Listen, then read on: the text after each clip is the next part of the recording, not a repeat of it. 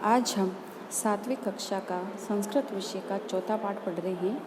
पाठ का नाम है हास्य बाल कवि सम्मेलनम। चलिए पाठ पढ़ना शुरू करते हैं। ये एक सम्मेलन हो रहा है जहाँ पर कुछ बालक हंसी मजाक करते हुए अपने काव्य प्रस्तुत करेंगे, अपने श्लोक। तो आप देखें इस पाठ को और समझिए। विविध वेशभूषा धारण चत्वार बालकव्य मंचस्य उपरि उपविष्टा सन्ति। विविध वेशभूषा को विभिन्न प्रकार की वेशभूषा को धारण किए हुए चत्वार मतलब 4 बाल कवि मंच के ऊपर उपविष्टा मतलब बैठे हुए हैं। अद्य श्रोता हास्य कविता श्रवणाय उत्सुका सन्ति कोलाहलम च कुर्वन्ति। अद्य मतलब नीचे, ऊपरी ऊपर, अद्य मतलब नीचे। और नीचे श्रोता हास्य कविता सुनने के लिए, श्रोता मतलब जो कविता सुनने वाले हैं, हास्य कविता को सुनने के लिए उत्सुक हैं। और कोलाहल का अर्थ होगा शोर कर रहे हैं।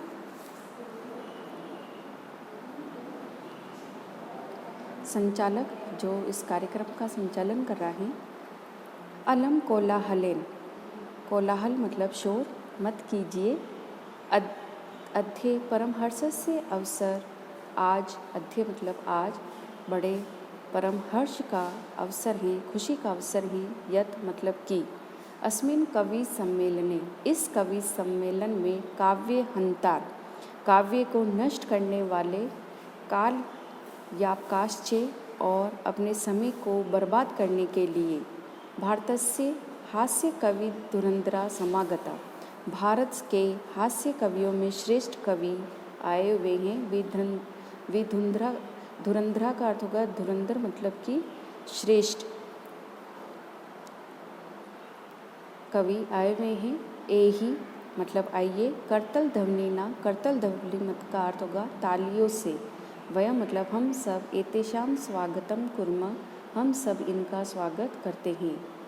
गजाधर, तो गजाधर जो सबसे पहले कवि हैं वो बोलता है, सर्वेभ्यो रसिकेभ्यो नमो नमः, कि सभी नीरस जनों को नमस्कार। जो नीरस मतलब जिनमें कोई रस नहीं है, तो सभी नीरस जनों को मेरा नमस्कार।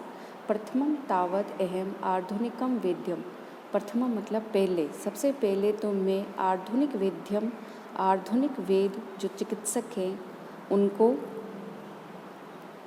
उद्देश्यम का अर्थ होगा उद्देश्य करके, लक्ष्य करके, मैं सबके मतलब मैं काव्य श्राव्यामी, अपने काव्य को सुनाता हूँ। सबसे पहले वो अपना काव्य किस पे सुना रहे हैं, जो आधुनिक, जो वर्तमान समय के जो डॉक्टर हैं उनके ऊपर। वेदराज नमस्तुभ्यम, यमराज सहोदर, यमस्तु हरति प्राणान, वेद्यम प्राणान धनानि च। उसने क्या बोला, सबसे पहले गजाधर नाम के एक कवि ने, जो बाल कवि हैं, उसने बोला कि हे वेदराज, कि हे डॉक्टर, हे वेदराज, नमस्तुभ्यम तुम्हें नमस्कार हैं। यमराज सहोदर, सहोदर का अर्थ होगा भाई, कि हे यमराज के सहोदर मतलब सगे भाई, तुम्हें मेरा नमस्कार। क्यों नमस्कार है, जो दूसरी लाइन में, कि यमस्तु हरति प्राणान, कि यम तो, यमराज तो प्राणों का हनन करता है, परंतु वेद्यम प्राणान धनानि चे, परंतु जो वेद हैं, जो डॉक्टर हैं, वे प्राण और धन दोनों का हरण करता है। कि यमराज तो सिर्फ और सिर्फ मनुष्य से उसके प्राण निकाल लेता है, लेकिन जो डॉक्टर होता है वो क्या करता है कि प्राण भी निकाल लेता है और धन भी प्राप्त कर लेता है। सर्वे उच्चे हसंती, सभी जोर से हंसते हैं, क्योंकि ये हंसी मजाक का एक सम्मेलन हो रहा है, तो ये गजाधर की बात सुनकर सभी हंसते हैं। तब दूसरा कवि जिसका नाम है कालांतक, वह बोला, अरे वेदास्तु सर्वत्र परंतु ने ते मादृशा कुशला जनसंख्या निवारणे। अभी वो बोला कि अरे वेद तो सभी जगह है, सर्वत्र मतलब सभी जगह है, परंतु जनसंख्या निवारण में कुशल, जनसंख्या को रोकने में कुशल, कुशला मतलब कुशल, मादृशा का अर्थ होगा मेरे जैसा कोई नहीं है। ममापि काव्यम इदम श्रुवयन्तु भवन्ते, कि मेरा भी ये काव्य आपके द्वारा, मेरी भी ये कविता आपके द्वारा सुननी चाहिए। चिताम प्रज्वलिताम दृष्ट्वा वेद्यो विस्मया आगत, चिताम मतलब चिता को, जलती हुई चिता को, प्रज्वलिता मतलब जलती हुई चिता को देखकर जो वेद हैं वो आश्चर्यचकित हो गया। क्यों हो गया कि ना अहम गतो ने मैं भ्राता, कि ना तो मैं गया हूँ और ना ही मेरा कोई भाई।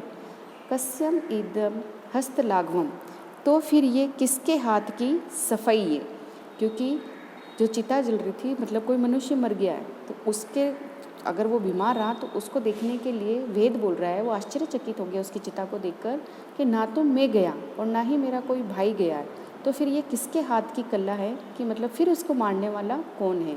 सर्वे पुनः हसंती, सभी फिर से हंसने लग जाते हैं।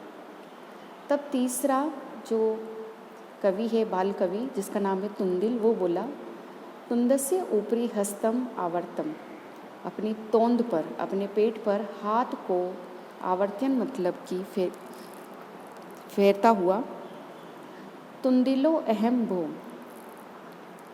कि अरे हे लोगों मैं तुंदिल हूँ, ममापि ईदम काव्यम श्रूयताम, कि मेरा भी ये काव्य सुनिए, जीवने धार्यताम चे को हम पहले लेंगे कि मेरा भी ये काव्य सुनिए, चे मतलब और जीवन में धारण कीजिए।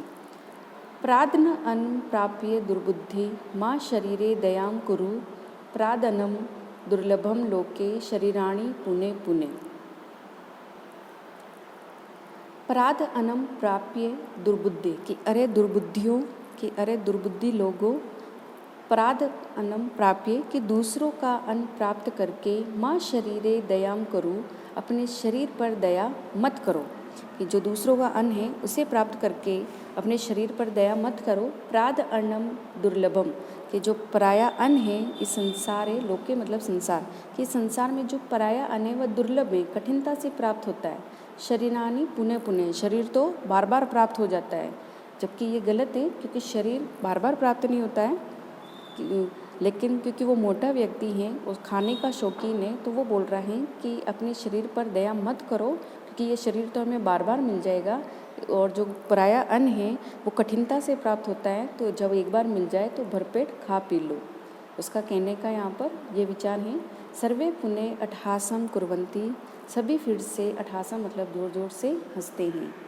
तब चावार्क जो चौथा लड़का है हास्य बाल कवि, वो बोलता है आम आम हाँ हाँ शरीरस्य पोषणम सर्वथा उचितमेव, कि शरीर का पोषण करना, शरीर को पुष्ट करना सर्वाधिक उचित है, उसका पोषण करना हमेशा उचित है। यदि धनम नास्ति, अगर धन नहीं है, तदा ऋणम कृत्वापि पौष्टिकम पदार्थ एव भोक्तव्यम, कि अगर तुम्हारे पास धन नहीं है तब ऋण करके कर्जा लेकर भी पौष्टिक पदार्थ मतलब पुष्टि देने वाले पदार्थों को खाना चाहिए। भोक्तव्यम का अर्थ होगा खाना चाहिए। तथा कथयति चावार्क कवि, इसलिए जैसा कि चावार्क कवि कहता है, वो भी एक लाइन बोल रहा है, यावत जीवेत सुखम जीवेत ऋणम कृत्वा धनम पिबेत। क्या बोल रहा है कि यावत जीवेत, कि जब तक जीवित हो, जब तक जीवित रहो तब तक सुखम जीवित, सुखपूर्वक जीवित रहो, सुखपूर्वक जीवन धारण करो। ऋणम कृत्वा, ऋण करके कर्जा करके। घृतम का अर्थ होगा घृतम मतलब घी पीना चाहिए, कि कर्जा लेकर घी पीना चाहिए, मतलब कि खूब मौज करनी चाहिए जब तक आप जीवित हो, सुखपूर्वक जियो।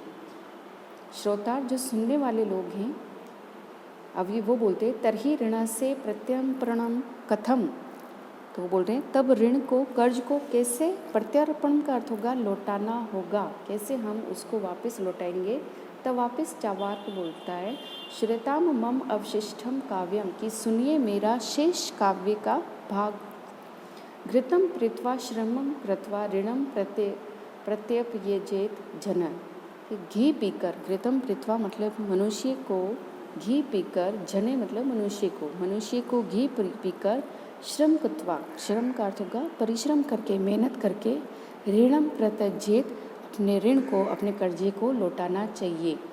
काव्य पाठ श्रवणेन उत्प्रेरित एक बालको अपि आशु कविताम रचयति हास्यपूर्वकम चे श्राव्यति।